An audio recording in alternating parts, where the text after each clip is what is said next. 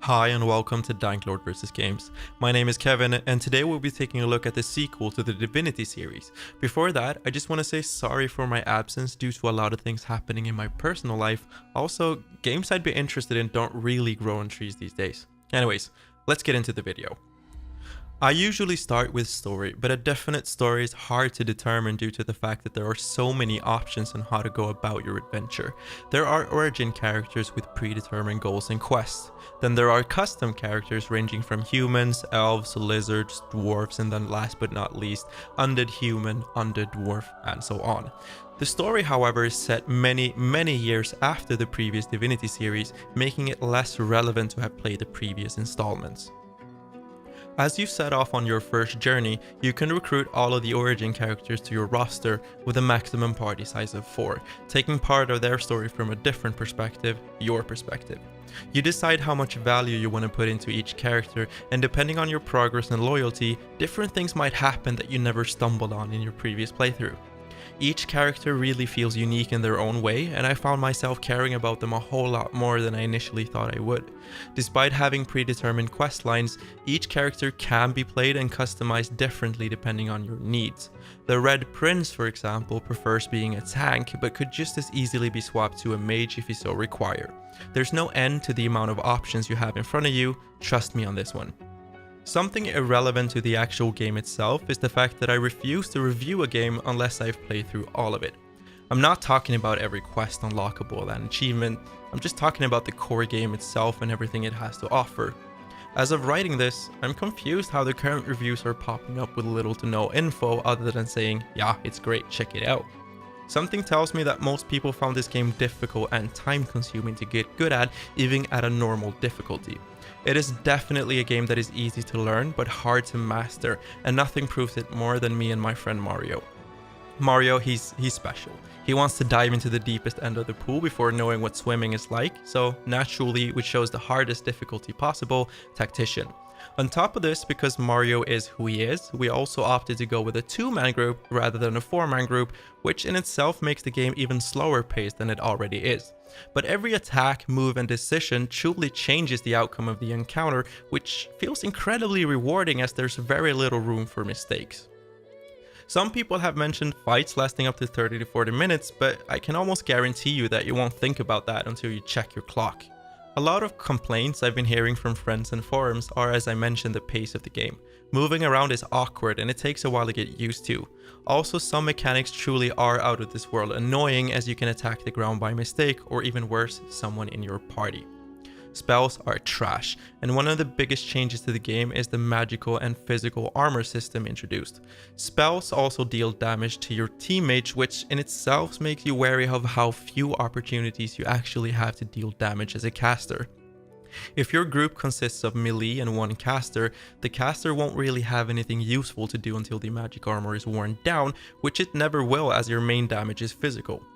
A mage in a group of 3 other people dealing physical damage truly becomes more of a buffing and supporting class than anything else, something I know a lot of people wished were different. As it stands now, there's really no use of having a mixed party as you want to focus on shredding one type of armor. There are spell types like necromancy and polymorph abilities that deals physical damage and scales with intellect, which is more or less the only viable path you realistically take as a caster. Something really positive about the game is the fact that there are no shortage of quests to take part of. The first act of the game is, according to me, more of a tutorial level to get used to the mechanics of looting and questing. I'm not talking about the first boat you start on, I'm talking about the entire Fort Joy area. The difficulty gets ramped up towards the second act of the game and the map gets even larger.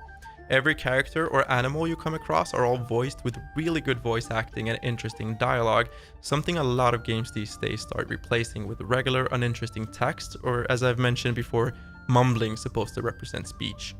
There's none of that crap here unless you speak to animals without having the pet talent basically, but for the most part, even these encounters seems funny and well thought out. The narrator reminds me a lot of Darkest Dungeon, and it's definitely an appreciated addition to the story. I only had technical difficulties with the game before patches started rolling out. I'm currently not having any issues whatsoever with frame rate or lag, with the exception of the 4th act with a massive town called Arx.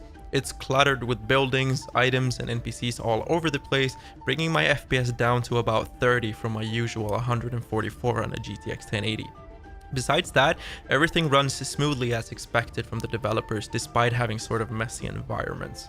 Some of the places with battles are way too cluttered with buildings, vegetations, and spell effects, and it truly becomes annoying trying to figure out what it is you're looking at with fire, poison, and steam spewed out everywhere. Something that they try to remedy with red outlines for enemies and blue for friendly targets, but I don't know how many times I've missed the fact that there was an enemy right next to me, just knocked down but covered in fire. It wouldn't hurt having the ability to add health bars on top of the enemies themselves, but that's not something that's available in any of the settings. Another issue would be the spell bar. Your spell bar automatically gets populated with spells and items whenever you pick something up. It's annoying as hell having to sort out your spells after about an hour or two of playing the game. To circumvent this, we had to add all spells we wanted to use on a secondary bar, something that we just shouldn't have to do every fucking time.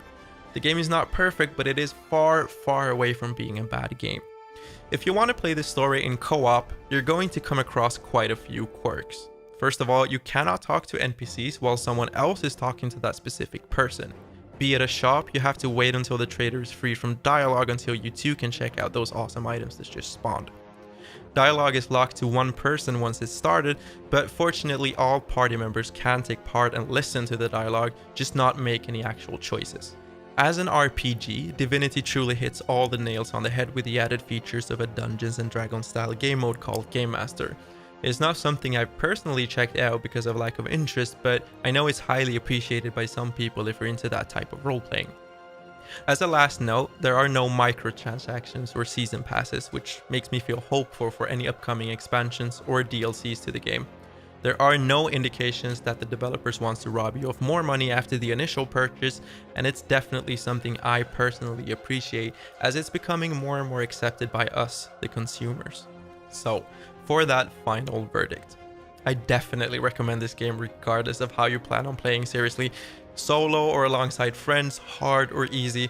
I've been playing for days on end and admittedly restarted a few times as well. I've loved every single minute I've spent in the game and I'm quite sure you would too, assuming you're into turn-based strategy games with an incredible lore behind its back. They currently want 45 euros for the game and I think it's a steal. I have no problems paying up to 60 euros for the game as it's currently standing, but once again they decided to keep the price very reasonable for being a Kickstarter project. And that'll be all for today. I hope you've been having a good time since I last talked to you all. I wish you all the best and I'll see you soon again. Love to each and every one of you. And as a final mention, the next review will probably be of the game Echo. And I'll see you all by then. Bye.